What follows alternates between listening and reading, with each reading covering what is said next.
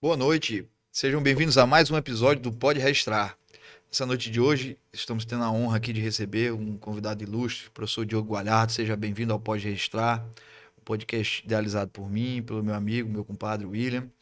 E temos a honra de recebê-lo aqui nessa noite como nosso convidado. É isso aí.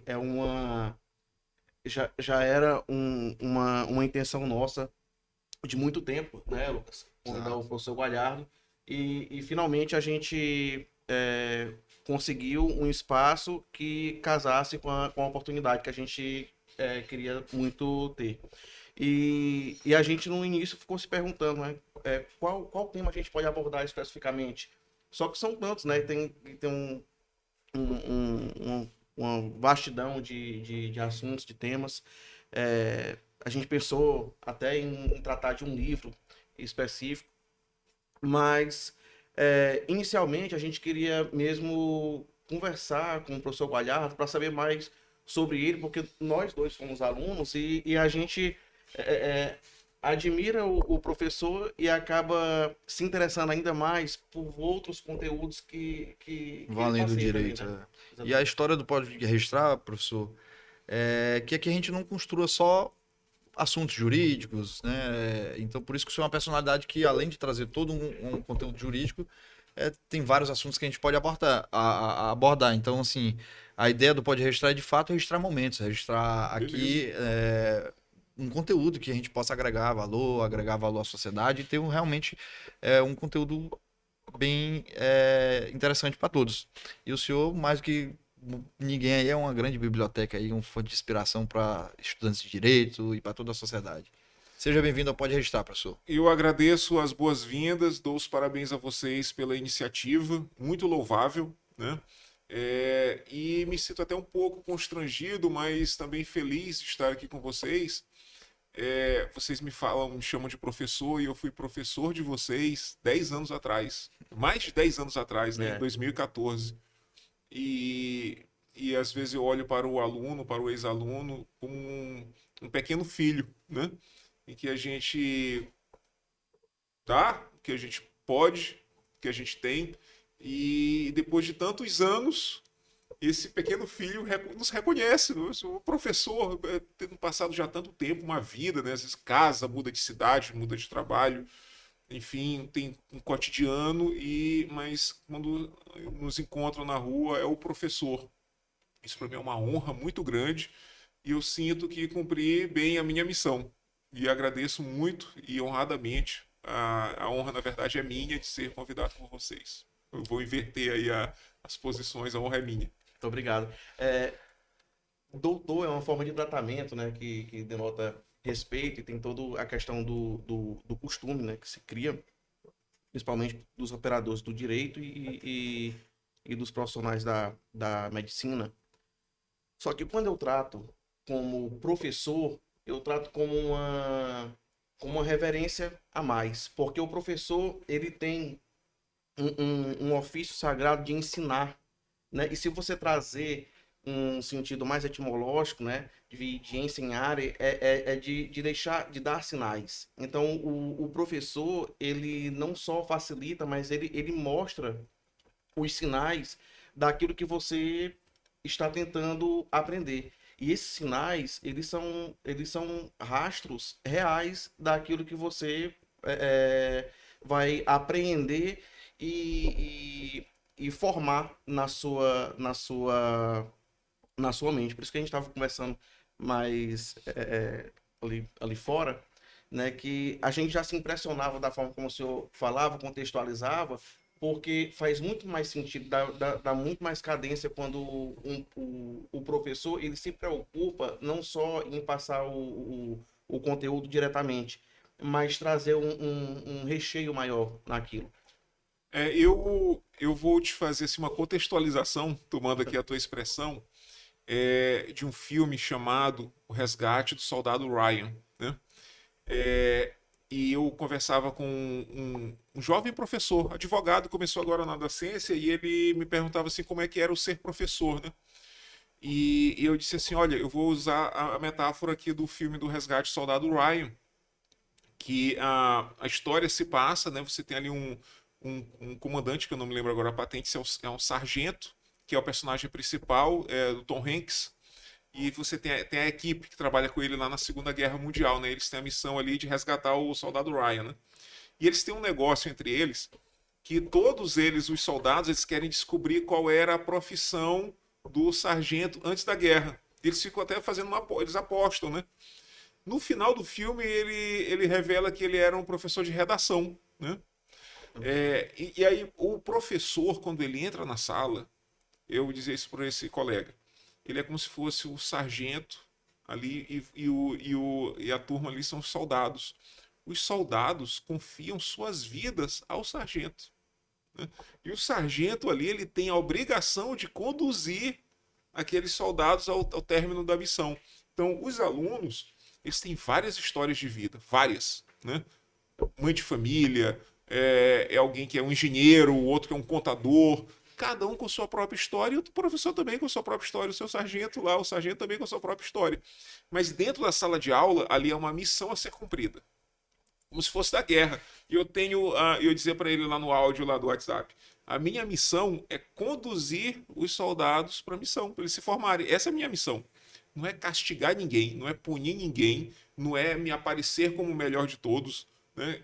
Ao contrário, né? A minha missão ali é ministrar o conteúdo, dizer como a missão tem que ser feita, mas conhecendo a história dos alunos, conhecendo a história deles, quem eles são, né? Para conduzir bem aquilo ali para o término da missão. Terminou a missão, tudo certo, todos são felizes para sempre. Então, essa aqui é a metáfora. Então, ali eu sou um sargento com a missão a ser cumprida, formar todo mundo. E aí eu vou conduzir o máximo que eu posso lá para o cumprimento dessa missão. Então, essa aqui é a ideia. Excelente, professor. O senhor, de fato, realmente é uma fonte de inspiração, né? Porque não é aquele incontextualizado, trazendo um filme que eu acho que fez parte da adolescência da maioria aqui. Filme bom, inclusive, né? Muito bom. Professor, agora eu acho que seria interessante a gente contar um pouco para o nosso público, a nossa audiência, porque além dele ter sido nosso professor na universidade, professor do curso de Direito, o professor Diogo ele tem algo muito peculiar na sua carreira. Ele é historiador, né? Sim. E existe algo bem interessante, porque o professor Diogo ele se formou em Direito e História no mesmo ano. Conta pra gente, professor, como foi. Então, em primeiro lugar, eu vou falar aqui para nossa audiência que o fato da gente estar tomando um vinho foi um presente aqui do William, o vinho português da vinícola Cartucha, que é uma das melhores do mundo. E a Cartucha, ela é do Alentejo, né? E de Évora, que é a capital do Alentejo, vinho português é o meu preferido. E ele me deu de presente. Eu fiquei, para me honrar, né? Eu fiquei extremamente feliz. Mas, bom, olha só, Lucas. Isso tudo começa ainda na minha juventude, anos antes, em 1998. Eu me interessei muito, eu sempre fui muito interessado por história, coleciono os livros antigos, eu posso falar sobre isso depois. Já colecionava, comecei comprando algumas coisinhas antigas ali que eu sabia, quem tinha. Às vezes o cara queria se desfazer de alguma coisa e sabia, aí eu ia lá e disse, rapaz, me dá esse negócio de presente. E eu comecei a montar uma coleção de antiguidades, mas focado especialmente em livros. Isso ali por volta de 1997, 98. E em 1998 eu decidi que eu queria ser historiador, né? Mas na minha cabeça, de recém-saído da escola, eu não queria ser professor de história. Eu queria ser o historiador pesquisador. Eu queria abrir um documento antigo, um livro antigo e escrever e pesquisar sobre a história. E é por isso, quando eu fiz o vestibular para história, eu fiz para a UFMA e para a UEMA, passei nos dois. Na UFMA era história bacharelado, que não dá licenciatura, você só é pesquisador. E na UEMA era história licenciatura. Eu optei por fazer história bacharelado. Tanto que depois, alguns colegas meus da faculdade me criticavam assim, mas tu vai viver de quê? Porque tu não vai poder dar aula. Eu disse, eu lá quero saber, eu quero pesquisar história. Eu não quero ser professor de história, eu quero pesquisar história. E aí passei no vestibular, passei muito bem. E aí eu cheguei em casa e, na verdade, as pessoas estavam ali comemorando o vestibular. O Diogo passou pro vestibular e tinha alguém ali e disse assim, mas tu passou o vestibular para quê? Eu disse para história. Aí essa pessoa me chamou num canto assim, me disse uma palavra muito sábia. Assim, olha, história, a pesquisa de história é uma coisa importante, você conhecer a história, mas o que tu queres mesmo, assim, o que tu te busca assim, na história? Eu disse, eu quero conhecer a história do meu país, assim, queria alimentar o meu saber pela história do país, isso é importante.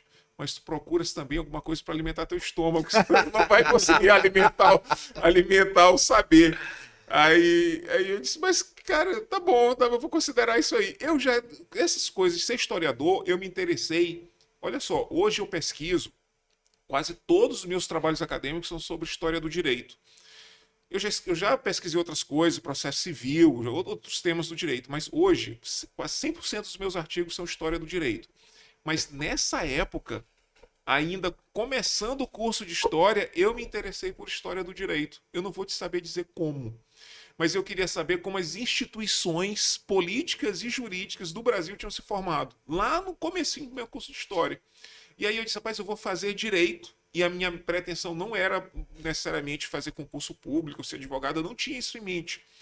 Eu queria conhecer a história do direito no Brasil. Aí fui cursar direito. E aí, Treinando os dois cursos, né? e aí eu cursava, exatamente, aí eu cursava o direito na Universidade Federal do Maranhão à tarde e o direito na Universidade Selma à noite. E aí eu saía do campus da UFMA por volta de 7 horas da noite, cara, quando acabava a última aula, ia correndo dentro do que a lei permite até o Selma, porque a aula no Selma começava às 7 horas, e às vezes chegava com meia hora de atraso, pedia desculpa para o professor.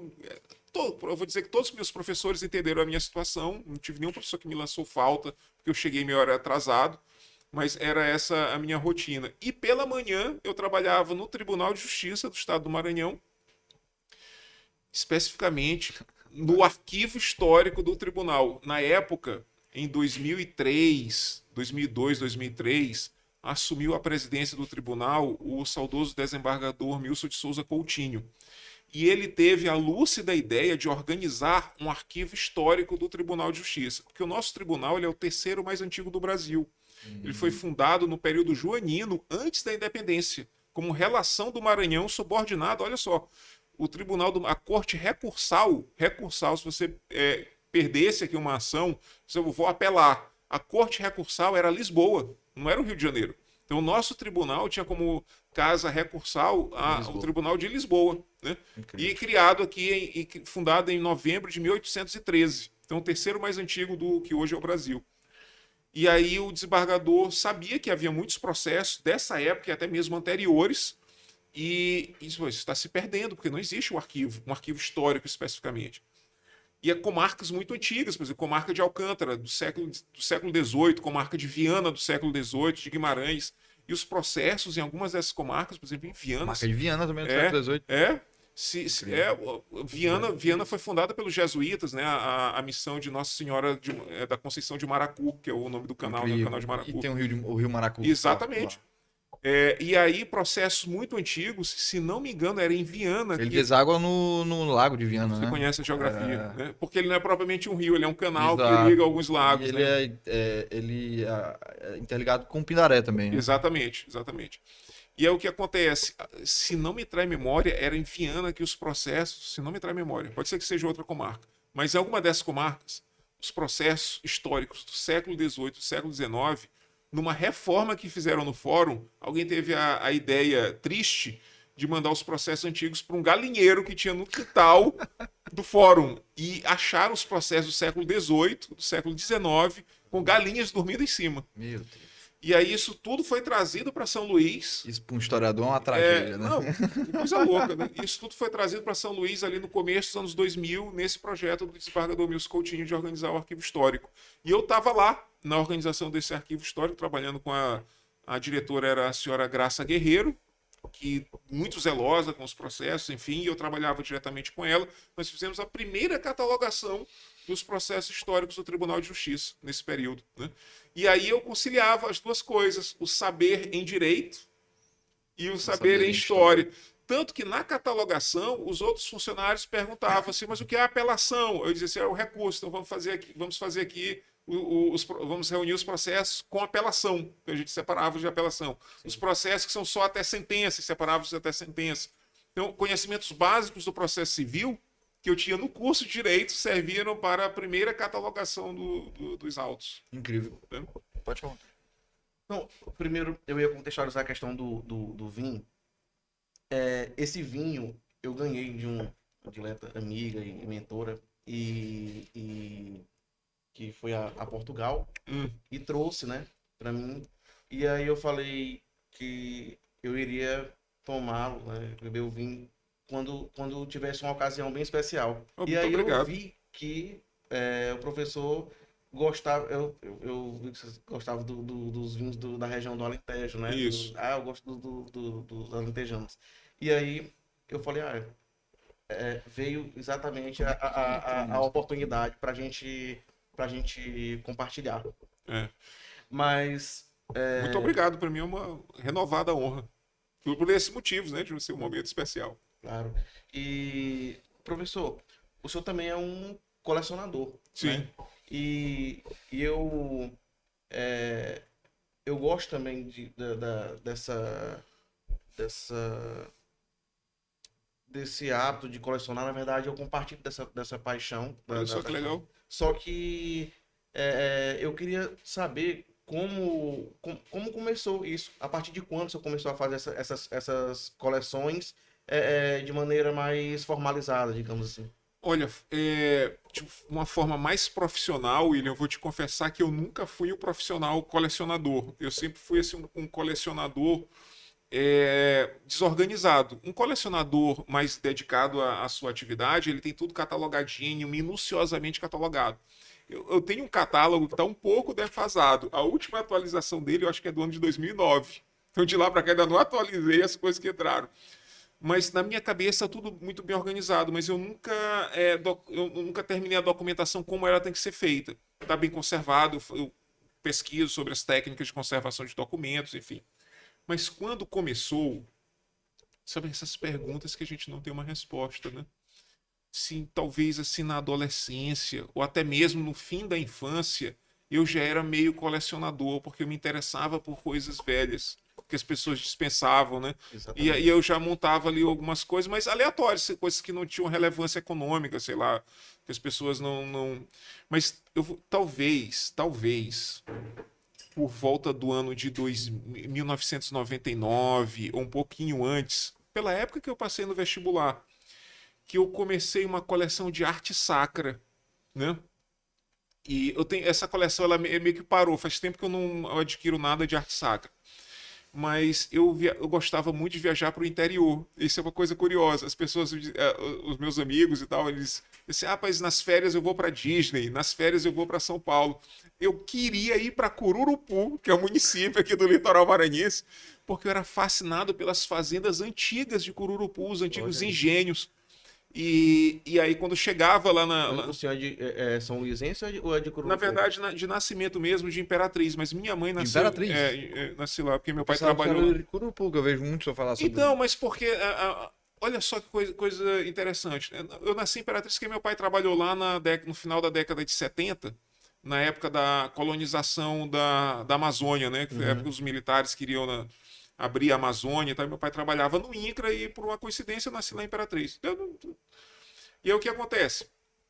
Mas minha mãe nasceu em Cururupu e depois, já adulto, eu fui saber que meus pais, eles têm um grau de parentesco que eles são primos, que eu não saberia dizer agora qual o grau, mas tem a minha bisavó materna que eu conheci, Dona Dida, lá em Cururupu, ela era prima da avó de meu pai, que também tem uma origem em Cururupu. Então, na Olha que verdade, os interessante. dois, em um certo momento, eles têm essa... A minha avó era Raimunda Pires Rabelo, minha bisavó materna, Sim. Raimunda Pires Rabelo, nascida lá em Cururupu. E a avó do meu pai, minha bisavó paterna, ela era também Rabelo, né? Então Tá. eles É tinham um isso que eu ia perguntar, parentesco. se Eles têm esse essas parentesco. raízes elas se expressavam com o Moral, sobrenome. moral da história, férias escolares, ficava na minha cabeça que vou entrar de férias, mas eu vou passar um mês massa lá em Cururupu, vou visitar o engenho. E eu era fascinado por uma fazenda chamada São Joaquim, a Fazenda São Joaquim. E era uma fazenda do século XIX. Infelizmente ela se perdeu. Os proprietários eles não tiveram meios para manter a fazenda. Era uma casa grande, enorme, e eu era fascinado por essa fazenda. E aí a desculpa era tomar banho de rio, porque atrás da fazenda tinha um rio chamado Rio São Joaquim. E aí o pessoal dizia: vamos tomar banho de rio lá no Rio São Joaquim. Aí saía lá o carro de manhã. Mas a minha ideia era visitar a Casa Grande e o engenho, que é um engenho de maquinário inglês, cara. eu lembro bem de uma placa que tinha assim escrito Manchester 1870. Né? E eu era fascinado por aquilo ali, eu queria ver aquele engenho funcionando e tal.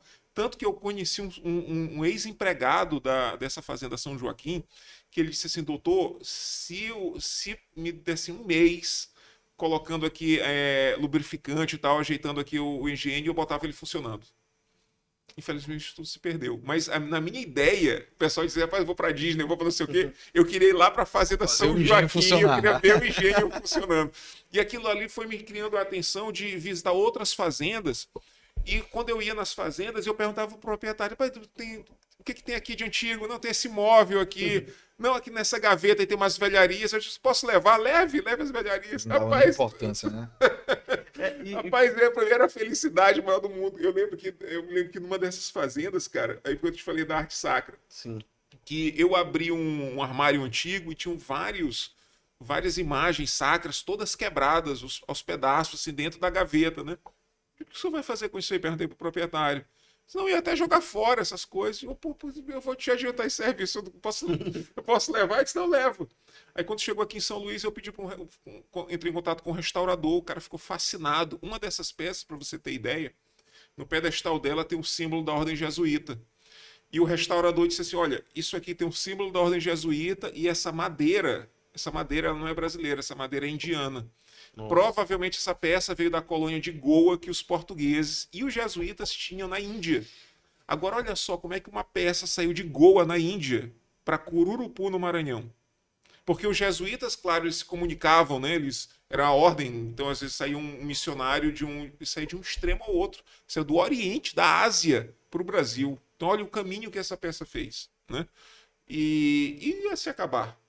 Como se acabaram as sedes das fazendas, os engenhos, enfim. Então foi por essa época, eu era um adulto jovem, eu devia ter uns 18, 19 anos. O fato é que eu entrava nessas casas antigas, se eu fosse na casa do Lucas, lá no interior, lá em Benedito, deixa capaz, esse negócio aí, tu quer me dar de presente. E lá tem muito. E às vezes o cara não queria dar, e eu ficava ali alugando os 30 dias das minhas férias, eu ia todo dia na casa do sujeito. Tem uma peça dessa, que eu não vou dizer qual, mas está na minha casa. E eu entrei na casa do sujeito, lá na sede do município, em Cururupu, que é um casarão. E aí eu olhei pendurado assim na parede dele, eu digo, senhor Afonso, você não quer me dar isso aí de presente? Não, isso era da fazenda do meu bisavô, que não sei o quê. Ah, tudo bem. No dia seguinte, cara, eu ia lá à porta da casa dele, senhor Afonso, aquele negócio que tá lá na parede lá, você não quer me dar? Bicho, eu passei uns 30 dias infernizando o juízo do sujeito. Pelo 15º dia, não estou exagerando não, uns 15 dias já, no 15º dia ele disse assim, não, eu te vendo. Quando ele falou assim, eu te vendo, eu disse, rapaz, se eu aluguei esse sujeito mais um pouco, ele vai me entregar de graça. E foi dito, os outros 15 dias do mês, ele disse, rapaz, leva esse negócio, não me aparece mais aqui de jeito nenhum. O pagamento foi a paz que ele teve. Foi a paz de espírito. Eu tô Mas eu devia ter nessa faixa de 18, 19 anos, mais ou menos. Do colecionador, porque...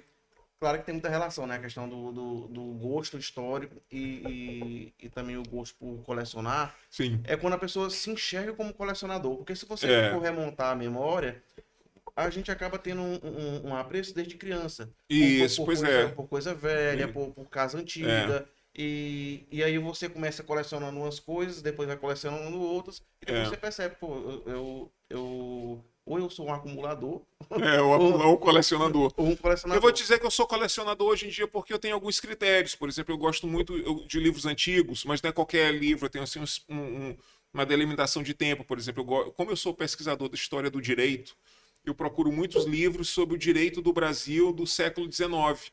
Então, por exemplo, direito administrativo, que a gente conversava antes da entrevista.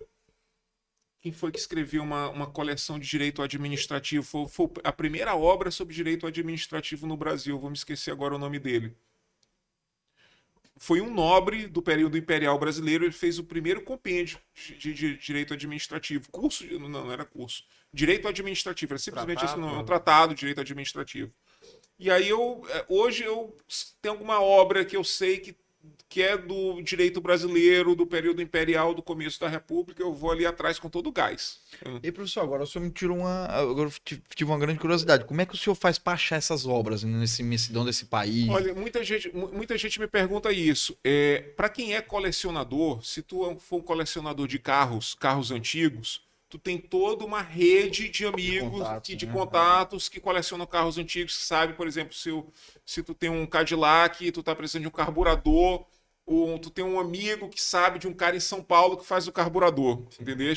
Então, eu coleciono livros antigos, livros do século XIX. Tem toda uma rede de livrarias, de sebos, que tu nem precisa procurar. Eu vou te dizer que eu estou no nível desse. Já é há muitos já entra em anos. contato. Há muitos anos. Por exemplo, tem um rapaz que é maranhense, que mora no Rio de Janeiro. Ele trabalha numa livraria chamada Sebo nas Canelas. É um sebo, uma livraria de livros antigos. Sebo nas Canelas. Ele entra em contato comigo. Então, eu disse, olha, doutor Diogo, chegou aqui esse livro aqui. Então aí, quando atinge um certo nível como Geralmente são pessoas que colecionador. vão se desfazendo dos livros, né? Vendendo É, a custo muito baixo. o que Não tem noção do valor agregado naquele Na livro, né? verdade, Lucas, o que acontece hoje? Tem essas pessoas que não conhecem o valor, que dispensam no mercado e, na verdade, é um achado para gente. Né? Mas, em geral, hoje eu compro já coleções de outros colecionadores que faleceram e a família não quer cuidar, não tem ninguém que se interesse. Eu já falei para minha esposa não gosta, ela diz que gosta, né? Porque é esposa, né? Eu gosto das coisas antigas e tal. Mas eu percebo assim, eu pergunto às vezes para ela, o que é isso aqui, Pilar? Eu percebo que ela não conhece. E quem não conhece, você só gosta daquilo que você conhece, né? Exato.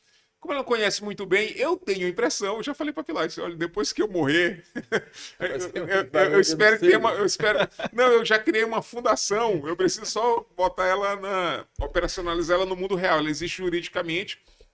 Mas esse casarão que eu comprei, que eu comentei com vocês, a ideia é que ele seja a sede dessa fundação que eu criei, justamente para guardar e zelar pelo patrimônio que eu acumulei e que outros depois possam consultar depois de mim e que ela não seja dispersada, como no leilão, por exemplo. Incrível. Você não sabe para onde vai as obras de um leilão. Eu compro muita coisa em leilão. Eu compro e acumulo, mas de repente tem alguém que vai para os Estados Unidos, que é um colecionador dos Estados Unidos. Ele compra coisa do Brasil que nenhum brasileiro mais vai ver, né? Então a ideia é essa. E o professor Diogo, pessoal, obviamente por ter essa ligação com a história, por ser um historiador, ele é um grande entusiasta da conservação do centro histórico, né? Se eu estiver enganado, professor, me corrija também. Inclusive é um dos proprietários, né, do Café Colonial, o Café Imperial, Vou né? comentar sobre isso aí. Isso, é um grande. Ele comentou aqui agora, por ter adquirido um casarão lá no centro histórico, é um cara que é apaixonado pelo centro histórico e já se enveredou aí pelo meio político, e é um cara que tem muitos projetos importantes para o centro histórico e quiçá um dia conseguir, né, professor, realizar todos esses projetos e restaurar 100% aquele nosso centro histórico, que é um patrimônio nosso, né, do Maranhão e mundial, né, um patrimônio da humanidade. Tu falaste aí do Café Colonial, né? Na verdade, tu sabe que foi uma grande falha comercial minha, né? O nome que eu criei nunca pegou. Chama Empório Casa Real. Aí o pessoal sempre fala, fala Café Colonial, Café do Rei, Café Imperial.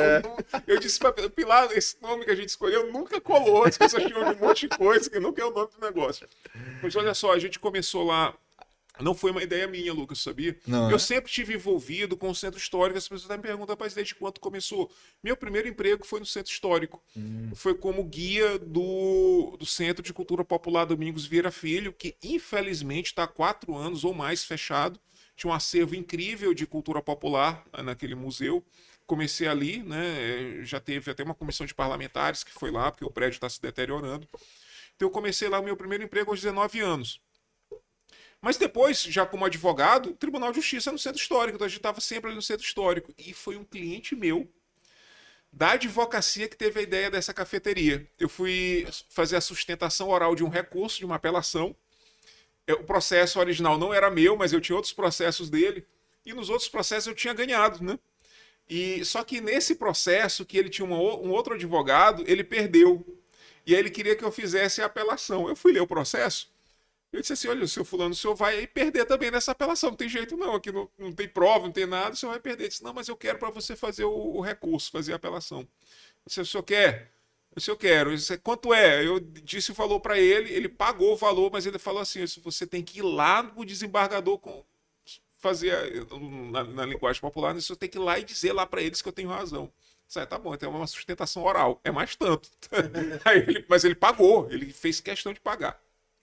Eu fui lá fazer a sustentação oral, E eu me lembro bem de um desembargador que ele falou assim: a fala do advogado é muito convincente, mas eu estou procurando aqui no processo, na época era processo físico, eu estou aqui procurando aqui no processo, não estou vendo aqui as alegações dele aqui.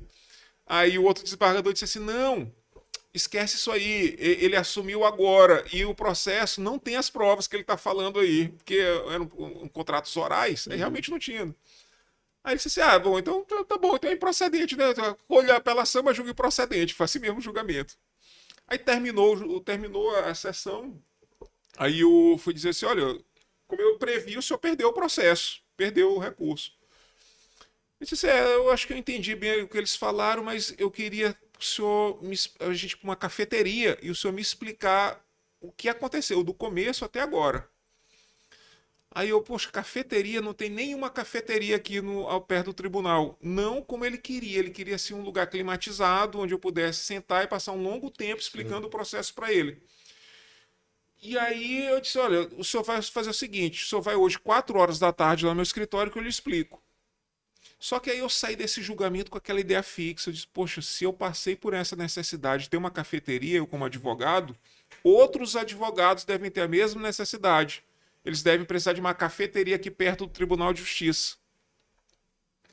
E aí eu cheguei em casa e falei para minha esposa, que é muito conservadora, mas ela sempre me apoia em tudo. Conservadora assim, no sentido de não investir, né? Assim, de ser mais pé no chão. Eu disse: Pilar, aconteceu isso aqui, eu saí fixa com a ideia de criar, fazer uma cafeteria lá perto do lado do Tribunal de Justiça. Eu falei para ela disse assim: parece uma boa ideia. Eu disse: o quê? É uma boa ideia? Tu acha que é uma boa ideia? Isso eu acho, não, tá bom. E aí nós criamos o Empório Casa Real. Eu fiquei procurando ali uma casinha para alugar e bem na frente da Corregedoria de Justiça tinha uma casa para alugar. Uma porta e 2 janelas, uma casinha pequena. Nós começamos com 6 mesas, 4 na frente e 2 atrás. Cara, aquilo ali foi, assim, na primeira semana lotou, todos os dias lotado, e aí o pessoal dizia assim: não, é porque quando começa alguma coisa aqui em São Luís, lota, modinha, modinha e tal. Mas, poxa, era todo dia lotado, cara, no final da tarde. Eu percebi 2 coisas: que o negócio ia pegar, mas que o foco não era o advogado, porque durante o dia era meio vazio, mas quando era 4 horas da tarde começava a encher. E aí eu descobri que tinha um público que eu chamo de turista ludovicense, que é o cara daqui de São Luís, que queria ir no centro histórico, mas queria encontrar um lugar confortável. Uhum. Um lugar confortável e com segurança. E aí eram pessoas daqui de São Luís que queriam. E era o avô que levava o neto para conhecer o casarão. E lá, como eu ornamentei o Empório Casa Real com coisas antigas, quadros antigos, objetos históricos que eram da minha coleção pessoal. As pessoas. Aí eu, depois, mais tarde, eu até criei um tour. Quando o negócio foi crescendo, criei um tour turístico por dentro do Empório. E de repente, eu me deparei com uma circunstância que guias turísticos entravam lá com os turistas mostrando as coisas antigas. Olha que interessante. E aí terminou que o Empório virou um ponto turístico dentro do centro histórico. Virou café colonial, né? Virou café colonial. Não é mais meu. Faz 2 anos que eu vendi o empreendimento. Não sabia. Não, vendi. Eu tinha visto você comentar alguma coisa. Agora, em setembro do ano passado, fez 2 anos de venda. Foi a melhor coisa que eu fiz. Por quê? Porque ele cresceu muito. Ele precisava de um empresário. E eu nunca. Esse aí eu tenho que dizer mesmo. Concordando, inclusive, com a minha esposa, que ela diz isso: Diogo, tu nunca foi um empresário. Porque o Empório cresceu, a gente cresceu inclusive para um outro imóvel, nós crescemos, são 2 imóveis que constituem o Empório Casa Real, mas eu não conseguia administrar, porque eu passava o dia na faculdade, dando aula, né? E advogando, e aí eu só ia na empresa à tarde, no fim de tarde, e as coisas já tinham acontecido, às vezes tinham problemas, eu não controlava caixa, estoque, enfim, uma empresa precisava de um empresário lá dentro e eu não era empresário, né? E aí eu preferi vender, o Empório existe, está lá na rua Couto Fernandes, ou Travessa de Palácio, agora já com um empresário lá tomando conta.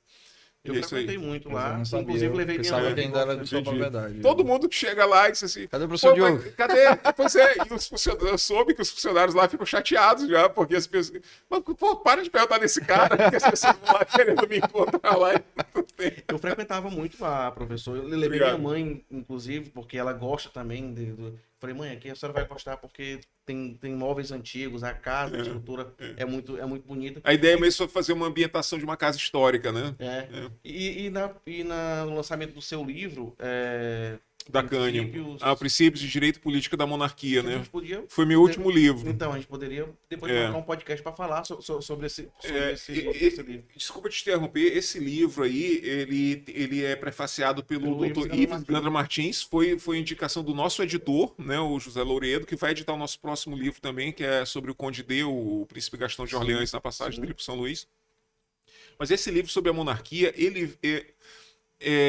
eu vi uma crítica assim, que disse assim, mas o teu livro ele tem uma linguagem muito acadêmica. Esse livro, o objeto dele é explicitamente o público acadêmico do direito. Por quê? Porque o nosso curso de direito ele tem um acervo ideológico republicano muito forte e muito vulgar. Dentro do curso de direito, os professores, quando falam sobre monarquia, dizem que é a monarquia absolutista, né? Monarquia absolutista acabou no século XVIII, mas monarquias existem até hoje. Se você for na Europa, por exemplo, se você for fazer uma pós-graduação, doutorado em Direito na Universidade de Salamanca, você vai na Espanha, que é uma monarquia e que não é absolutista desde o século XIX. Né? Então, para que você não ache que você está desembarcando na monarquia absolutista, se você ler o livro, você vai entender o que é a monarquia contemporânea.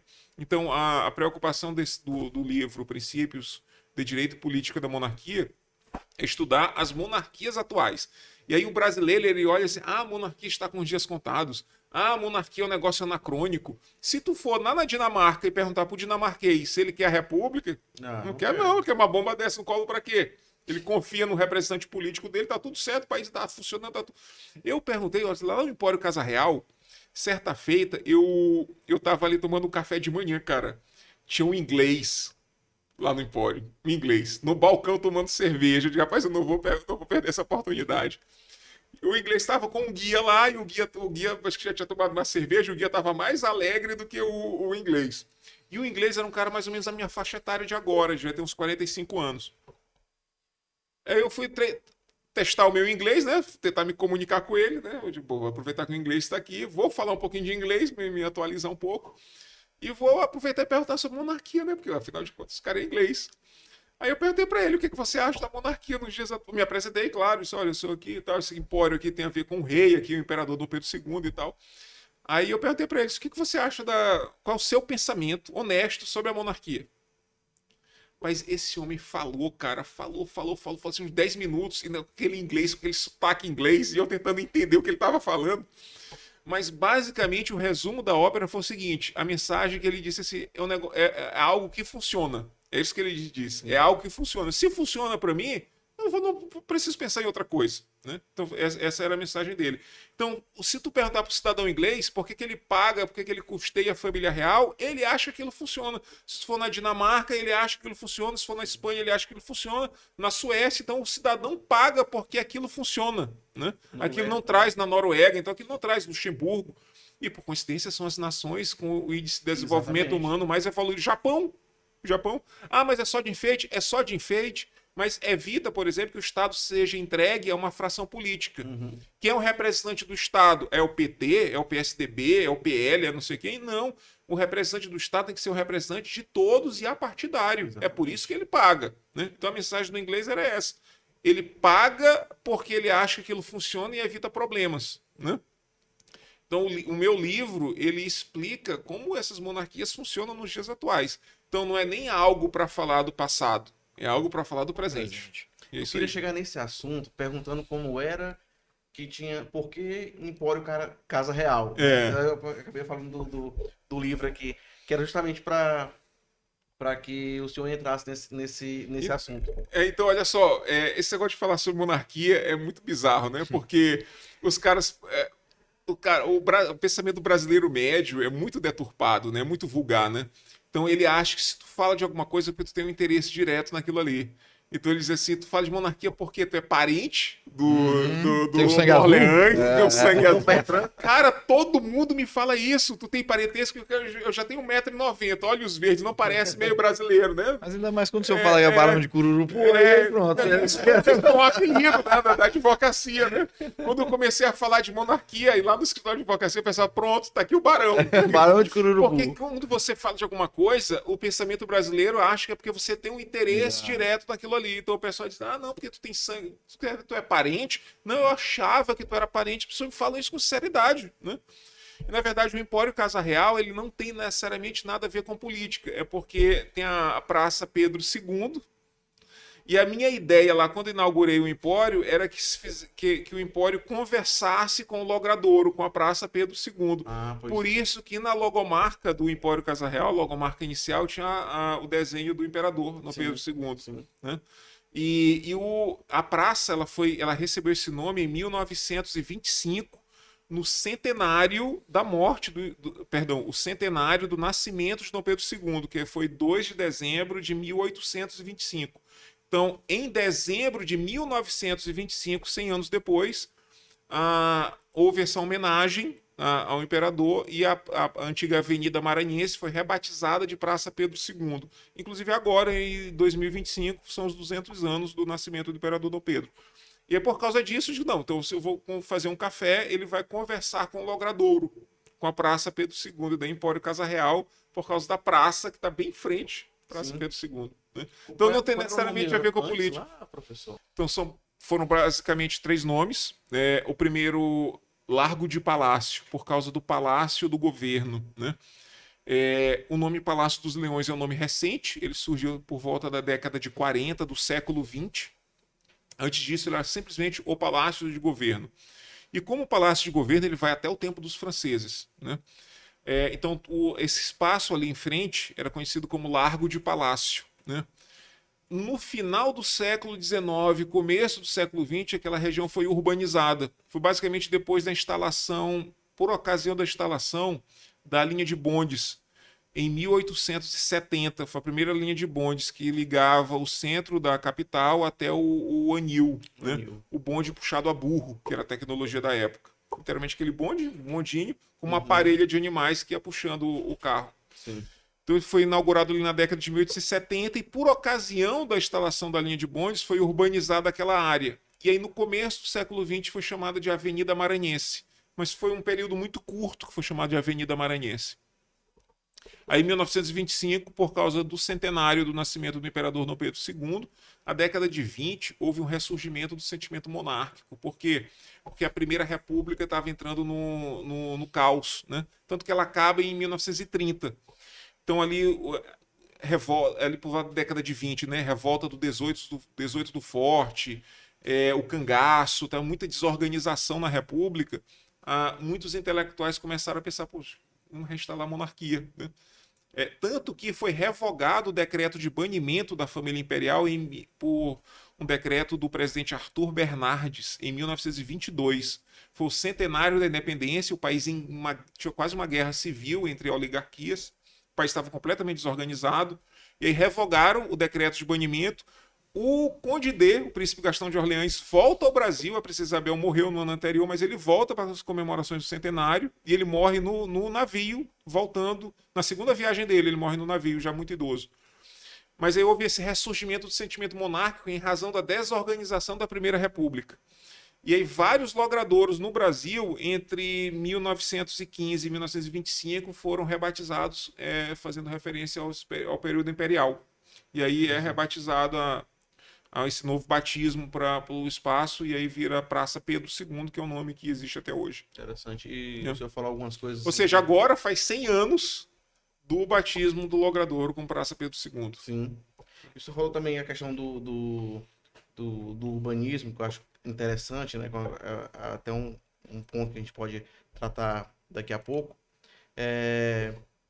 E também da questão dos portugueses, dos franceses, que é outro ponto interessante que a gente pode tratar. Por exemplo, eu defendo que os franceses não fundaram São Luís. Pois é, eu li um livro bem interessante da professora Lourdes. Isso, a professora Lourdinha. Né? A Fundação Francesa de São Luís e seus mitos. Exatamente. Ele foi uma bomba atômica dentro da historiografia, esse livro. Mas antes disso, a gente estava falando da questão imperial, né, do café. E o seu interesse, qual seria, no caso, o interesse, né, na história da monarquia, nesse formato, e até do interesse político também, né? E aí, por isso que eu queria perguntar, assim, o pessoal brinca, né? O Barão de Cururupu, por causa da cidade de Cururupu. Porque quando eu Exatamente. comecei a falar de monarquia, eu tinha que ter algum interesse, né? Aí me E deram não tem esse interesse apelido. nenhum, né, professor? O nome da sua filha, qual é? O nome da minha filha é Isabel, né? Da Que é- princesa Isabel. Não, então, o nome da Isabelzinha, ela tem 3 referências. A primeira referência principal é a Rainha Santa Isabel de Portugal, que é uma personalidade incrível. Ela era rainha, se eu não me engano, ela era espanhola, se não me trai memória, e ela casa com um rei português, né? Numa tentativa de unir os 2 países. E a Rainha Santa Isabel, ela depois da morte do marido, ela sempre foi católica, mas ela se torna freira e ela vai morar dentro de um convento. Uma freira conventual, ela vai para um convento, né? Com a morte, e ela vira santa, e ela é santa. Ela primeiro era Isabel, e depois vira Santa Isabel, né? É uma mulher muito católica, uma referência de mulher e de esposa. Que deu nome a um teatro lá do Recife, né? Se não me engano, sim, é Santa Isabel. Aqui a fábrica, a fábrica, Sim. era a Fábrica Santa Isabel, ali no canto da Fabril. Ah, Era o nome da fábrica, formal mesmo, era Fábrica Santa Isabel. E aí o que acontece? Tem uma história muito curiosa da Santa Isabel, porque o rei era um beberrão. O rei bebia muito, bebia todo dia. Ele saía, às vezes ele esquecia que era rei e saía pelas ruas de Lisboa bebendo, né? E aí diziam para a rainha, mas ela perguntava, onde está meu rei? O rei saiu para apreciar os vinhos do reino. Aí ficou conhecida a história que ela tomava de uma lanterna, pegava uma lanterna e saía pelas ruas de Lisboa Em busca do rei. E era literalmente aquela esposa que pegava o marido e disse, não, vamos voltar para casa. Então, é sempre um exemplo de esposa zelosa pelo marido. E tem várias histórias interessantes sobre a Rainha Santa Isabel. E aí, quando eu soube que era uma menina que a minha esposa esperava, vamos batizá-la de Isabel em homenagem à Rainha Santa Isabel, de Portugal. E, claro, também a princesa Isabel do Brasil, Dona Isabel, a alcunhada de A Redentora, que assinou a Lei Áurea. Hoje também é deturpado, né? é deturpado por uma militância antiética, né, que diz que não, ela só assinou uma lei. Não, ela quis a Lei Áurea, né? O imperador havia viajado em dezembro de 1887, com uma crise de diabetes. Ele viajou do Brasil para tratamento médico de urgência na França. E aí, com essa viagem, ela assume o Império do Brasil em dezembro de 1887 como regente. Então, a segunda mulher a governar o Brasil como regente, com o poder moderador, quase como imperatriz. Ela só não era imperatriz porque o pai estava vivo, né? Ela não havia sido coroada, claro. Então, era a regente do Império. Então, ela era o centro das decisões políticas. E aí, qual era a ideia do imperador, do pai, com relação à escravidão? Que houvesse o fim da escravidão gradual. Com as leis que já haviam sido aprovadas, a lei do ventre livre e a lei dos sexagenários, a quantidade de escravos numericamente estava diminuindo. Mas provavelmente, sem a Lei Áurea, o Brasil ia entrar no século XX com escravos, que era uma coisa totalmente anacrônica e descontextualizada. Sim. E aí o que ela faz? Isso é ela. Iniciativa própria, né? Iniciativa própria. Ela aproveitou um problema político do primeiro-ministro com o chefe da polícia do Rio de Janeiro e demitiu o primeiro-ministro e nomeou um novo, usando o poder moderador, nomeou um novo primeiro-ministro, na época era chamado de presidente do Conselho de Ministros. Ela nomeia, usando o poder moderador, com a missão de apresentar um projeto de lei que abolisse a escravidão no Brasil em menos de um mês. Esse foi o chamado gabinete de 15 de março de 1888, se não me trai a memória. Ela imposta esse presidente do Conselho de Ministros em março de 1888. Em abril ele apresenta o projeto de lei e no dia 13 de maio de 1888 esse projeto de lei é aprovado e ela assina e entra em vigor e põe fim aí definitivamente à escravidão, sem indenização aos proprietários de escravos. A Lei Áurea, se você abrir a Lei Áurea aí no Google, eu recomendo que todos façam isso, ela só tem 2 artigos. O primeiro artigo declara encerrada a escravidão no Brasil. Artigo 2º, revoga-se todas as disposições em contrário. Só 2 artigos. Simples assim. Acabou a escravidão. Curto e direto. Curto e direto. Essa lei é a causa do fim da monarquia. Porque os antigos proprietários de escravos se revoltaram, se tornam ávidos republicanos, com a ideia de que a república uma vez instalada, os indenize pelos escravos que foram libertos pela Lei Áurea, né? E aí, mas isso foi iniciativa dela. Ela empossou o primeiro-ministro para pôr fim à escravidão. E fim da história é só isso, né? Então ela foi uma mulher de muita fibra, ela suportou o ônus de ter posto fim à monarquia, né? Depois ela escreve isso nas suas memórias, que ela não poderia ter agido diferente. Isso está escrito nas memórias dela, né? Isso era reconhecido na época. Na época as pessoas sabiam disso, né? Essa historiografia mais militante é que diz, não, só assinou, não, ela não ligava para isso. Não, está escrito lá nos jornais da época. Inclusive até os jornais republicanos reconheciam esse ato dela, né? Então tá lá. Então, quem diz o contrário é porque é antiético mesmo, tem outros interesses que não E até mesmo para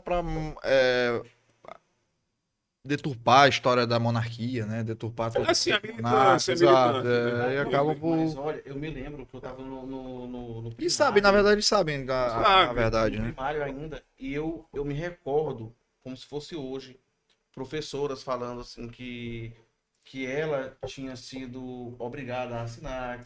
Com a pressão inglesa. Exatamente. Eu ela não era uma boa pessoa. desafio alguém a falar de pressão inglesa. O inglês estava se lixando pro Brasil nessa época, em termos de escravidão. E as pessoas dizem assim, tem várias teorias, né? Não, é porque foi o capitalismo que queria criar mercado consumidor. Como é que um ex-escravo que não tinha nem a própria liberdade, não era dono nem das roupas do corpo, vai virar mercado consumidor de alguma coisa? Então, Né? Então são teorias absurdas que não respondem à circunstância, né? Mas graças a Deus e ao trabalho sério de muitos historiadores, hoje existem trabalhos mais recentes, inclusive eu falo também no meu próximo livro sobre a passagem do esposo dela por São Luís. Eu descrevo esse trabalho político do Conde Deu, príncipe Gastão de Orleans, de como havia um ódio. Eles escrevem literalmente, eles falavam isso. Essa mulher não pode assumir, ela não pode se tornar imperatriz do Brasil, não pode existir um terceiro reinado. Existia um sentimento de vingança das elites contra ela. E é muito lamentável que o movimento negro hoje, por exemplo, seja contrário a Dona Isabel, porque ela foi mitificada como a pessoa que criou, que fez a abolição sozinha. Não, aí sim, ela não fez a abolição sozinha. Tinha um movimento abolicionista. Inclusive, quem fala isso é o Joaquim Nabuco, que viveu na... Joaquim Nabuco, ele disse que o abolicionismo é o primeiro grande movimento nacional, que não ficou concentrado no Rio de Janeiro. Todas as províncias falavam do abolicionismo, e não era só uma fala dos setores ditos inferiores da sociedade, mas de setores médios e até de setores das elites também falavam. Então foi o primeiro grande movimento nacional, foi o abolicionismo. Então ela não foi sozinha, mas o trabalho político de indicar o fim da escravidão e sem indenização, de forma direta e reta, curta e grossa, foi dela. Ela que escolheu isso. E ela que assumiu o grande ônus, né? Ela assumiu o ônus da... Exatamente. E ela foi criticada, né, por isso. Né? Não precisava ser assim, se indenizasse. Teve até um podcast aí que foi com o 38ão. Né? Renato 38ão. Renato 38ão. Renato 38ão chegou com a ideia dos republicanos na época. Não, que se foi uma interferência indevida na propriedade privada. Foi porque o escravo era propriedade privada. Então foi uma interferência. Essa era o que eles falavam na época. Que a Lei Áurea foi um golpe de Estado. Eu falo isso no meu livro. Eu tiro isso de um trecho, de um documento. Os republicanos disseram que a Lei Áurea foi um golpe de Estado porque a monarquia aboliu a propriedade privada. Juridicamente aboliu a propriedade privada. Foi uma interferência indevida na propriedade privada. Aí o 38 foi defender isso num podcast. Pô, mas isso era uma alegação muito desumana. Porque você está reduzindo o homem à propriedade privada de alguém, né? Tem uma ligação completamente, uma associação muito desumana. E aí choveu críticas listas a esse argumento. Porque esse era o argumento dos republicanos na época. Que os caras que viraram republicanos, né? Porque eles queriam ser indenizados pelos escravos. Né? Professor, então pode-se afirmar, então, que o Brasil se tornou república com grande interesse dos donos de escravos serem indenizados pela perda. Se você for ler a historiografia séria, você vai concluir isso assim rapidamente. Porque, olha só, quando o Conde D estava de passagem por Belém, ele falou uma coisa muito interessante que caiu na mídia na época, que foi uma bomba. Ele falou assim, olha, se o Brasil se quiser tornar republicano, nós, da Casa Real, nós não vamos nos opor, desde que sejam eleitos deputados republicanos. Só que o movimento republicano era tão pequeno, tão minúsculo, que na legislatura em que houve o golpe de Estado de 15 de novembro, que houve a quartelada lá, só tinha um deputado republicano no Congresso Nacional. Só um. Né? Na verdade, tinha até diminuído, porque na legislatura anterior eram 2. Aí, para a legislatura de 1889, só um estava eleito. Né? Então, ninguém falava de república, salvo os caras que perderam escravos. Esses aí estavam ali com o sangue nos olhos porque queriam indenização. Um prejuízo, né? Você acha que há como a monarquia se restabelecer? Não, aqui no Brasil não tem nesse cenário. Remoto, não tem como. Não só internamente, como isso não está no debate, muitos jovens falam isso, às vezes ficam até chateados quando eu digo que não está no horizonte. Não está no horizonte. Não só internamente, como o brasileiro ele tem um preconceito muito grande sobre a monarquia, porque ele foi ideologizado mais de 130 anos de falar que é um absolutismo, né? Como a república e a liberdade, né? Como se não houvesse ditadura na república. A república brasileira é a república de ditaduras, né? Mas ele associa a monarquia a algo ruim, né? A algo violento, algo autoritário e tal. Internamente não está no cenário brasileiro. E se você olhar externamente, qual é a grande referência política do mundo no cenário atual? Não são as monarquias europeias. Até o brasileiro diz, poderia ser assim a Suécia e tal, mas qual é a referência do brasileiro? Estados Unidos, que é a república. Então, o grande peso ideológico dos Estados Unidos, ele orienta, e nós estamos aqui no quintal ideológico dos Estados Unidos. Na Europa, ninguém está falando em proclamar república nas monarquias, mas nós aqui estamos no quintal ideológico dos Estados Unidos. O brasileiro médio, ele acha que o Brasil tem que se tornar uns Estados Unidos, né? Não tem como, são realidades completamente díspares, diferentes historicamente, culturalmente, não tem nada a ver. Né? Inclusive, o presidencialismo republicano no Brasil nunca funcionou direito. Nos Estados Unidos funciona, que foram eles que inventaram. Mas aqui não, aqui é um problema sério, né? Aqui tu tem uma corte judicial para fundamentar o presidente, porque se não tiver a corte, o presidente cai, porque tem um impeachment, tem um não sei o quê, aí não dá certo, aí tem um militar que quer tomar o poder, alguém quer dar um golpe, então é uma coisa que não funciona direito, né? Nos Estados Unidos funciona, mas aqui não. Mas também não está no cenário brasileiro uma mudança Houve um plebiscito na década de 90. Eu falo nas aulas de constitucional, né? O plebiscito de 93. Engraçado que lá no Empório, foi muito interessante o Lucas puxar o tema do Empório. No Empório aconteceu muito debate político por causa dessas coisas. E aí eu tinha que me explicar, né? Pô, mas esse negócio de monarquia, fala aí. Agora fala a verdade. Defende agora, tem seus argumentos. E aí eu falo, uma vez eu recebi um professor do Rio de Janeiro, cara. Da UFRJ. E aí ali é militância, né? Mas ali eu expliquei as coisinhas direitinho pra ele, e ele falou o seguinte, ele disse, explicou as coisinhas, né? Eu expliquei ali eu expliquei ali as coisas pra ele, aí ele disse uma coisa interessante, rapaz, eu já sei como te enquadrar. Tu és um legatário, assim que ele falou.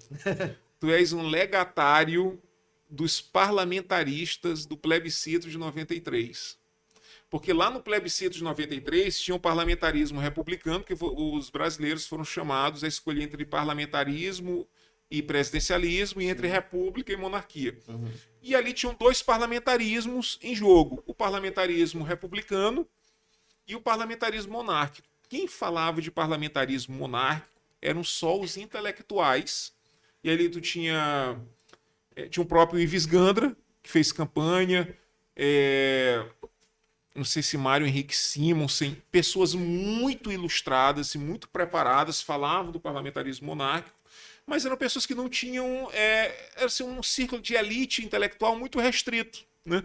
Não tinha aquilo chegado ainda no grande público. O grande público que votou na monarquia teve uma votação relativamente expressiva, eu não me lembro agora se foi de 15% a 20%. Mas se você pega, parece que a monarquia lá no plebiscito de 93 teve 6 milhões de votos. Você pensar o Brasil em 1993, acho que tinham 120 milhões. Você pegar 6 milhões de pessoas que votaram na monarquia, o número até hoje seria expressivo, né? Você pegar 6 milhões de eleitores, mas assim, era um voto de protesto. Porque o Brasil estava vindo do impeachment de Collor, estava vindo do impeachment de Collor, que foi no ano anterior, em 92. Estava numa crise no parlamento, que eram os anões do orçamento, que por isso que vem a lei de licitações de 1993. Eu falo isso nas aulas de direito administrativo. Por que o jurista ele não presta atenção no ano da lei? Lei 8.666. De qual ano? 93. Por que é de 93? Isso. Por que a lei... Ai, rapaz, agora... A lei de improbidade administrativa é de 92. Porque nessa época foi a época da grande crise política brasileira, que as instituições não estavam funcionando, eram casos de corrupção muito grandes. E aí o Brasil criou leis nessa época para tentar regular a atividade administrativa. Então tem várias leis importantes dessa época, né? E aí eu falo isso nas aulas de direito administrativo, eu sempre chamo os alunos, por que é nesse ano que acontece isso? Aí eu contextualizo, né? Exatamente. E aí, por causa disso, a monarquia teve muito voto de protesto, mas não tinha internet naquela época. Hoje tem muita gente que defende a monarquia de forma convicta, não é protesto. Sim. De forma convicta, porque viu um Dom Bertrand falando, né? Já veio aqui em São Luís algumas vezes. Eu mesmo trouxe um príncipe aqui, que foi o príncipe Dom João de Orleans e Bragança, num evento que eu organizei em 2016 na Assembleia Legislativa. Lotou o auditório Fernando Falcão, que é o auditório principal. Lotou os dois espaços, embaixo e em cima. Porque era uma época, também estava na época do impeachment, que é outra crise republicana, né? Então a nossa república ela é muito crítica, ela não vive na normalidade, ela não vive nas regras pré-estabelecidas. Sempre tem alguém com um inquérito ali, com uma ameaça de alguma coisa, um dossiê. Então não é uma coisa que funciona organicamente, entendeu? É meio que ripado, tá ali meio um apoio para funcionar, entende? E é assim. Mas E também aí, tem mas hoje tem reflexo. muito mais monarquistas, isso que eu queria dizer, tem muito monarquista convicto. E outra coisa, muitos jovens, cara, que é isso. Que é o que é mais impressionante. Mas eu acredito Muito jovem também, convicto. Se você vir essas entrevistas daquela época, que eram pró-monarquias, né? Pró-monarcas, elas eram meio que ridicularizadas. Isso até hoje se for ridicularizado. Agora, sabe por que eu trouxe o João de Orleans e Bragança aqui? Era a época do impeachment e tem uma notícia dele no portal Terra daquela época.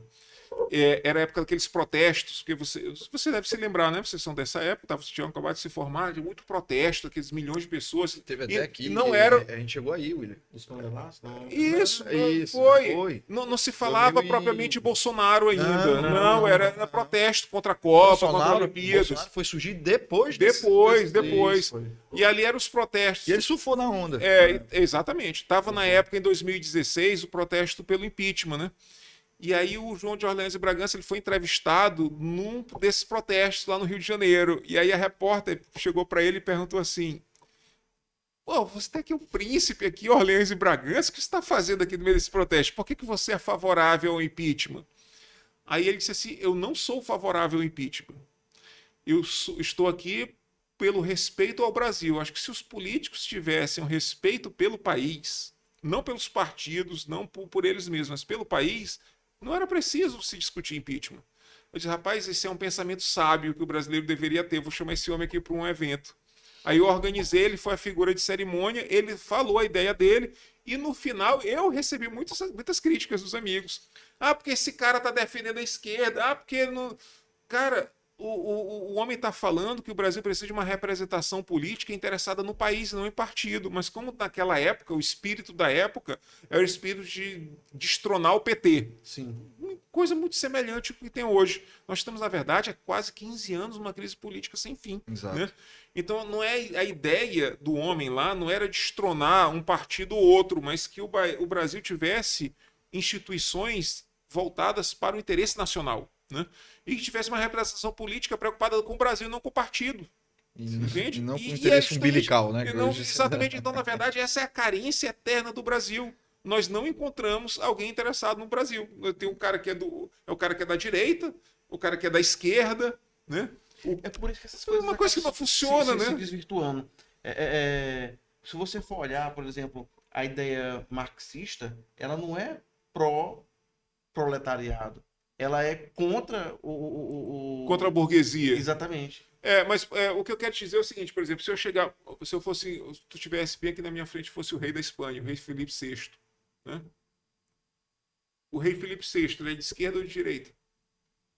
Eu vou perguntar pro rei Charles, da Inglaterra, que é mais conhecido. O rei Charles, ele é de esquerda ou de direita? Ele é conservador ou ele é trabalhista? As pessoas confundem. Não, ele é Ele não é nenhum dos dois, cara. Ele não é nenhum dos dois. Ele representa a nação. Você olha para aquele sujeito ali, apesar de ele não ser... Isso é uma coisa interessante. Eles não são ingleses étnicos. Os reis da Inglaterra, eles são alemães étnicos. Mas depois eu vou falar sobre isso. Vamos Em ter que outro marcar momento. outro programa. Outro programa. Mas se eu tivesse o rei Charles aqui na minha frente, eu perguntasse para ele, mas você é trabalhista ou é conservador? Ele não é nenhum dos dois. Ele é o Windsor. Ele representa as tradições inglesas, a nação inglesa. Agora, o governo pode ser trabalhista ou conservador.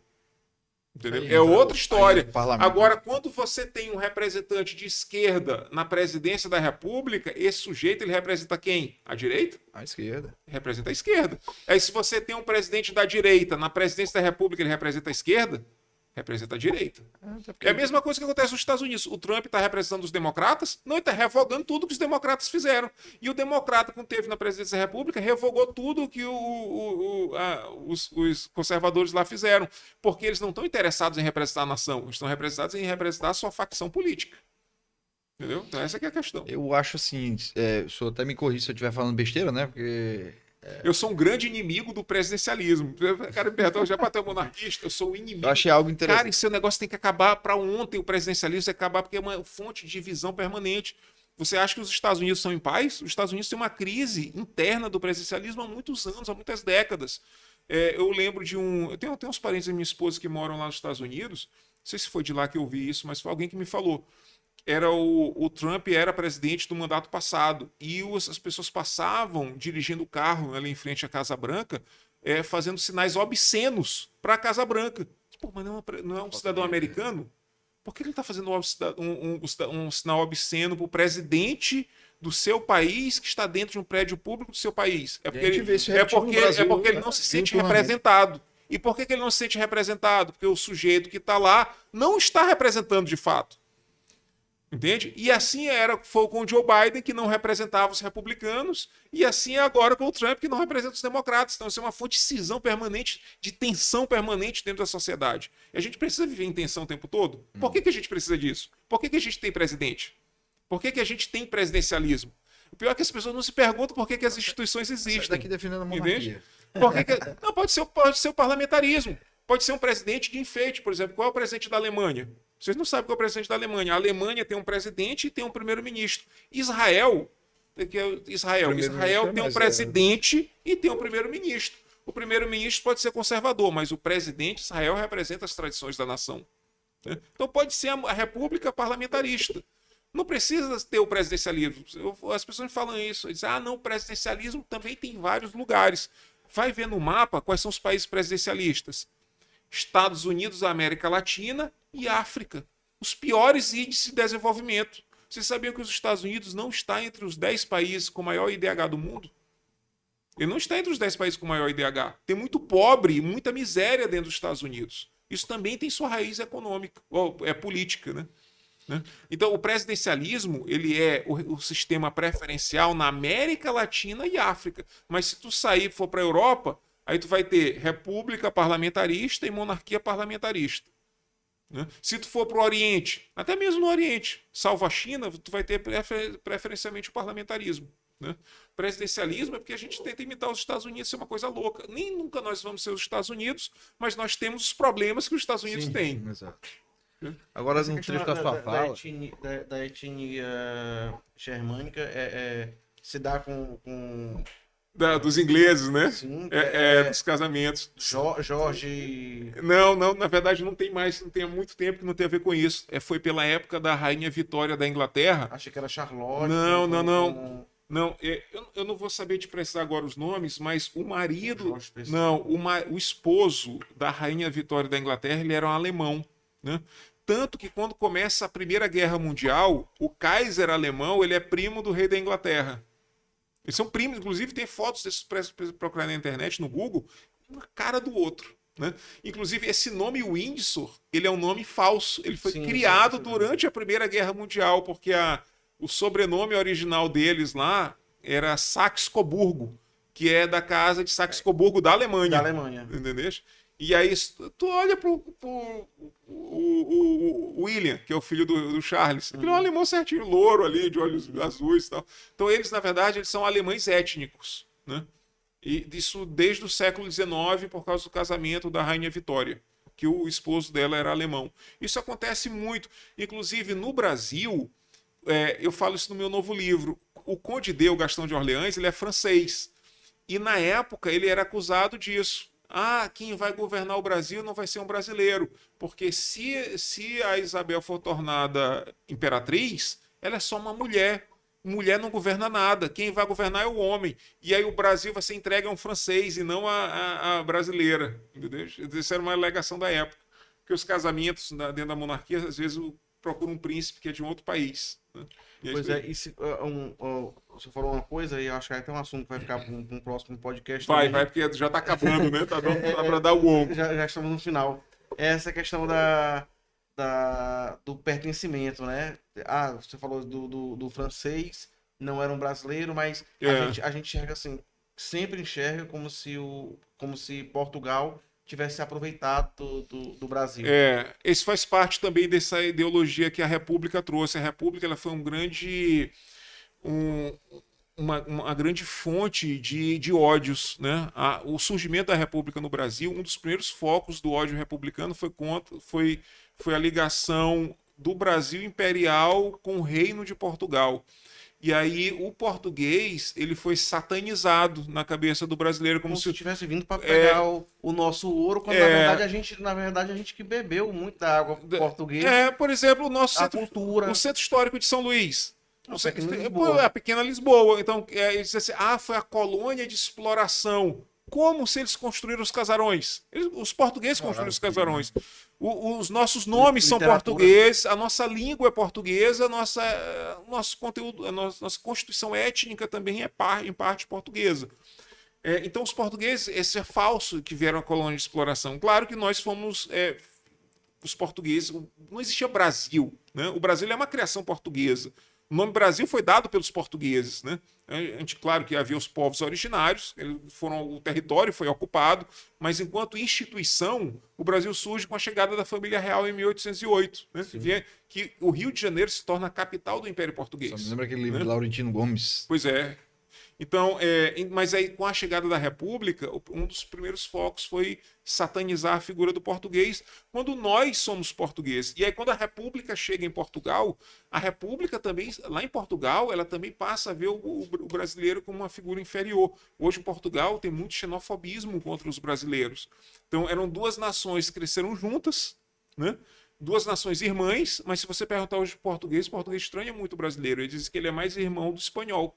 Né, que está ali do lado, porque foram regimes que separaram os dois países. Isso é muito ruim, porque se eu olhar para os 500 anos anteriores, como eu te falei do Tribunal de Justiça do Maranhão, quem é que julgava os recursos? Lisboa. Então o Maranhão era muito próximo de Portugal, o Pará era muito próximo de Portugal, muito mais do que o Rio de Janeiro. Né? Então São Luís era um enclave.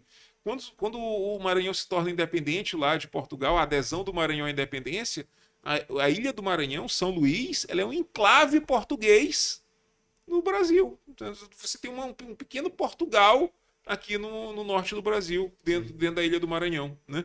Então, dizer assim, que o português veio para explorar, como se o português está aqui? E o português vinha para cá e não queria voltar para Portugal, como Dom João VI. Exatamente. Dom João VI, quando ele vem para o Brasil, ele só volta para Portugal porque ele foi ameaçado lá em Portugal de ser destronado e empossarem uma nova dinastia lá. Porque ele dizia que o Brasil era o futuro e que o Brasil ia ser a sede do Império Português. Né? Aqui que ele se tornou rei, ele foi coroado rei no Rio de Janeiro. Então, ele via o Rio de Janeiro como o futuro. E o brasileiro hoje é Mas é porque criaram na cultura do brasileiro que o povo que veio de Portugal era tudo que não prestava, era prostituta, ladrão, soldado. Na verdade, foram pessoas que vieram para cá fazer indústrias, montar empregos. Pergunta para várias pessoas, não, porque trouxeram tudo que não tinha, tanto que não prestava de lá. A maior parte dos portugueses a mentalidade não voltaram. A mentalidade de cachorro vira-lata. A mentalidade de que fala também com a questão das capitanias hereditárias, que mandavam, tipo assim, as pessoas que não tinham Pois tu sabe que essa visão ela é falsa, Não, porque sei. as capitanias hereditárias foram dadas aos melhores nobres portugueses. Sim. Por exemplo, a capitania do Maranhão foi dada a João de Barros, que foi o homem que escreveu a primeira gramática portuguesa, que tornou a língua portuguesa oficial e que deu as regras da língua portuguesa, foi o primeiro donatário do Maranhão. Né? Entendeu? Então as capitanias elas foram dadas, não foram para vagabundo, ladrão. Isso é deturpação. Mas é. Isso é deturpação desses caras que não têm o menor escrúpulo moral para falar da história do Brasil. Elas foram dadas às melhores figuras de Portugal. Né? E o Brasil acaba sendo ingrato com E- isso, né? ingrato, O muito próprio- ingrato. O senhor vê como um contexto histórico, como algo assim, ele é ideologicamente tratado por um grupo, né, com pessoas que deturpam toda a história de uma nação. né? São verdadeiros arruaceiros. José Bonifácio de Andrade e Silva. É. né? Pois é, um iluminista, né? Várias figuras, o Marquês de Caravelas, que foi o grande que desenhou a primeira Constituição brasileira, eu falo isso para os meus alunos. Que tu não sabe quem fez a primeira Constituição, tu vai estudar agora quem fez, tu vai pesquisar aqui quem é. Porque acha que o direito não dá em árvore. O direito não dá em árvore, o direito dá para um pensamento político e jurídico de pessoas que estão vivendo naquela época. Né? Por que o Brasil Tem todo o contexto social por que por que o trás Brasil, dele, né? claro, por que o Brasil não se fragmentou como se fragmentaram as colônias da Espanha? Porque nós tivemos uma Constituição com aquelas características. Porque nós tivemos a monarquia, porque se eu tivesse adotado o modelo republicano, provavelmente hoje o Pará seria um país, a Bahia seria outro país, Minas Gerais seria. Fico falando de Tiradentes, Tiradentes, o herói da independência. Tiradentes queria a independência de Minas Gerais. Se ele tivesse logrado êxito em Confidência Mineira, hoje Minas Gerais seria um país separado, uma Bolívia da vida. Entendeu? E a República que cria esses falsos heróis. Eu acho- nem morreu esquartejado. Eu tava me lembrando agora de um trecho que você falou, até pra gente Sabe que o delator encerrar. da Inconfidência veio aqui para São Luís, né? Para mim é o herói. O Silvério dos Reis foi o sujeito que defendeu o direito. Ele veio aqui para São Luís. O Dom João VI mandou ele para cá. Eu acho que o senhor comentou que ultimamente os jovens eles estão mais adeptos da monarquia, né? Tem aumentou o número Sim, de jovens, aumentou. né? Eu acho que também tem muito sobre o efeito político que o Brasil vivenciou, né? O professor Olavo, salvo engano, Não, o professor pessoa que Olavo, defendia muito, O então, assim, Roger Scruton também, isso, o inglês então, lá. assim, muito o jovem pensamento hoje ele conservador. começou né, a consumir mais esse conteúdo e enxergar a monarquia com outros olhos. Porque até então, infelizmente, né, tem muitas pessoas que... Eu não sou defensor da monarquia, eu vou entrar num debate jamais com relação a isso. Vamos entrar em outro momento. Mas ele confessa que, assim, que pessoas como o senhor traziam uma luz de algo que o jovem realmente precisa ter acesso. E tirar essa cultura de que a monarquia remete só à escravidão, porque o brasileiro não é isso, entendeu? Pois é, por exemplo, esse caso da escravidão, só para concluir, os Estados Unidos foram uma grande república escravocrata. Exato. Né? Inclusive, os republicanos aqui do Brasil, eles queriam um modelo americano, em que o direito dos Estados Unidos, da República dos Estados Unidos, É o que você falou reconhecesse a propriedade privada. Então, se você tem escravo, o Estado tem que defender a tua propriedade privada, inclusive da escravidão. Então, eles falam isso abertamente. Eles eram fãs dos confederados. Esse era o modelo que eles queriam para o Brasil. Né? Então, aí foi a idiotização do brasileiro, que monarquia tem a ver com escravidão. Exato. Não, porque os Estados Unidos foi uma república escravocrata. Tanto que fizeram uma guerra civil para manter a escravidão. A guerra civil americana, que até hoje é um trauma na sociedade lá dos Estados Unidos, foi a guerra para manter a escravidão. Só que venceu o outro lado, o lado abolicionista.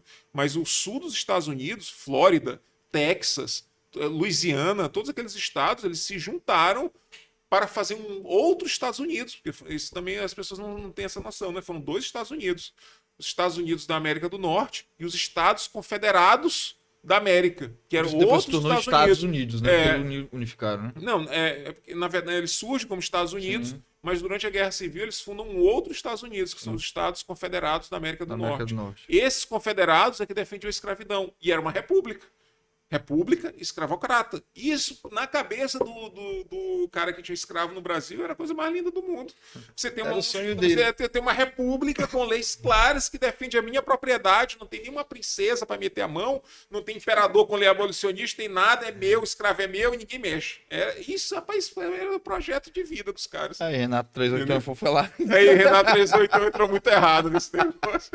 Então, para encerrar. Para encerrar, Professor Diogo, foi um prazer enorme. Nós vamos Prazer foi encerrar. Infelizmente, a gente tem um horário, né? Por nós, a gente passava a noite inteira aqui conversando com esse bate-papo extremamente saudável, de muita cultura, de muito conhecimento.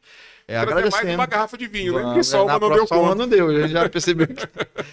Mas eu quero que, de fato, a gente possa fazer outros programas, trazer outros assuntos, né? O senhor é um cara que tem um conhecimento muito vasto e vai ajudar muito. A gente espera que a nossa audiência possa, de fato, impactar pessoas e possam Isso. realmente até tirar essa cortina de fumaça né, do conceito de muitos que, às vezes, deturpam a história da nossa nação. Então, assim, o Pode Registrar, ele surge também com essa roupagem, né? De, às vezes, desmistificar certos pontos, né? E a gente trazer... E é bom com polêmica, né? Exato. Pra Se tiver polêmica, tem que ter uma o problema é polêmica. que só presta grande, né? É isso aí. Mas, professor Diogo, muito obrigado. É uma Eu que honra agradeço. enorme tê-lo aqui nesse episódio. E o senhor não sabe o tanto que eu fico orgulhoso de ter sido teu aluno e hoje poder ter essa honra de entrevistá-lo. Igualmente. Professor Galhardo, para encerrar, já que a gente tratou muito do contexto histórico, qual o livro que o senhor indicaria? Perdão. Qual A mulher atrás dele. Não, É verdade, é isso. A minha também deve estar com o alerta ligado. Eu tô com uma filha recém-nascida em por casa. isso que eu parabéns, deixei o computador aqui, parabéns. pelo menos eu desfaço. Eu fico só olhando aqui o WhatsApp. Qual livro o senhor indicaria para a pessoa que quer conhecer a história do Brasil, ou até aquela pessoa que está interessada em conhecer a história do Maranhão? Assim, tem algum livro que lhe marcou, ou então que é um livro chave, assim? Tem. Eu vou recomendar 2 livros, 3. 2 do José Murilo de Carvalho. Um que é O Rio de Janeiro e a República que não foi. Perdão, Os Bestializados é o título principal. Os Bestializados. Aí 2 pontos. O Rio de Janeiro e a República que não foi, de José Murilo de Carvalho. Só o primeiro capítulo já é um impacto assim para mostrar a passagem do Império para a República. O outro livro dele também chamado A Formação das Almas, que é justamente a criação desses símbolos falsos, como Tiradentes. Tiradentes é retratado como um Cristo da República, aquele homem que sobe no cadafalso com uma barba grande, com uma roupa branca e tal, como se fosse o Cristo. Então, Os Bestializados e A Formação das Almas, ambos de José Murilo de Carvalho, falecido recentemente, agora em 2023, era membro da Academia Brasileira de Letras. E vou recomendar meu livro também, Princípios de Direito e Política da Monarquia, que você pode achar no site da livraria e editora Resistência Cultural, Princípios de Direito e Política da Monarquia, Diogo Galhardo Neves. É isso aí.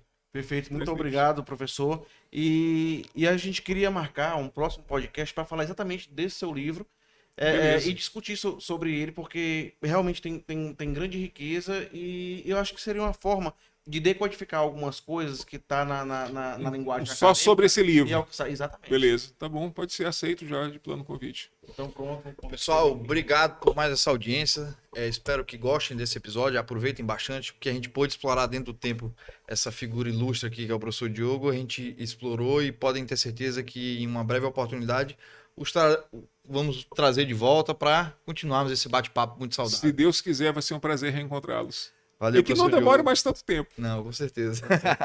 Valeu, Obrigado. pessoal. Boa noite. Obrigado a todos. E fiquem ligados e pode registrar. Beleza.